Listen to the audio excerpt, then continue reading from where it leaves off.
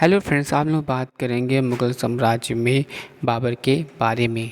दोस्तों, इब्राहिम लोदी और राणा संगा की हार के बाद बाबर ने भारत में मुग़ल साम्राज्य यानी राज्य की स्थापना की और आगरा को अपनी राजधानी बनाया। सबसे पहले सुल्तानों की राजधानी दिल्ली थी, किंतु बाबर ने उसे राजधानी नहीं बनाया क्योंकि वह वहाँ पठान थे जो तुर्की की शासन सत्ता पसंद नहीं करते थे।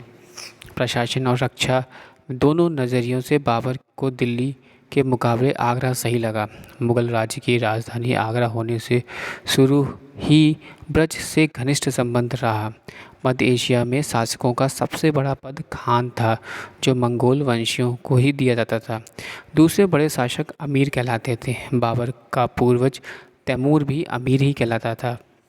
भारत में दिल्ली के मुस्लिम शासक सुल्तान कहलाते थे। बाबर ने अपने पद बादशाह घोषित किया था। बाबर के बाद सभी मुग़ल सम्राट बादशाह कहलाए। अगर बात करें तो बाबर केवल 4 वर्ष तक ही भारत पर राज्य कर सका।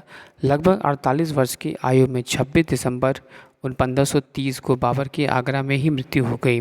प्रारंभ में उसके शव को आगरा के आराम बाग में रखा गया, पर अंतिम रूप से बाबर की अंतिम इच्छा अनुसार उसका शव काबुल ले जाकर दफनाया गया, जहां उसका मकबरा बना हुआ है।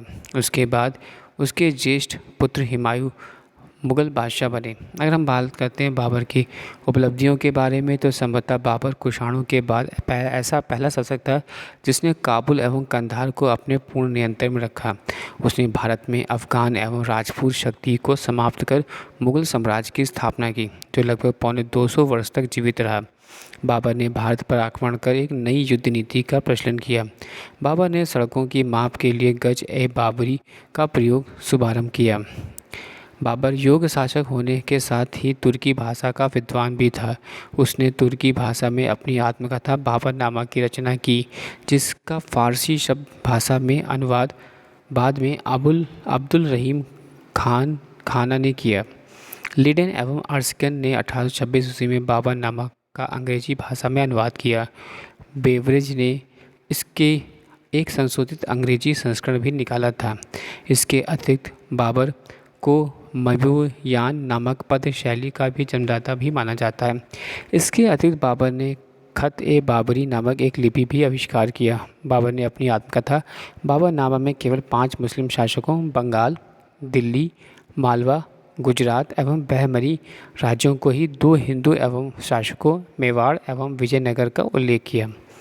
अगर हम आगे बात करते हैं तो इतिहासकारों के मत के बारे में, तो स्मिथ ने बाबर को अपने युग में एशियाई शासकों में सबसे अधिक प्रभावशाली, प्रतिभाशाली एवं किसी देश तथा काल के सम्राटों में उच्च पद पाने योग्य बताया।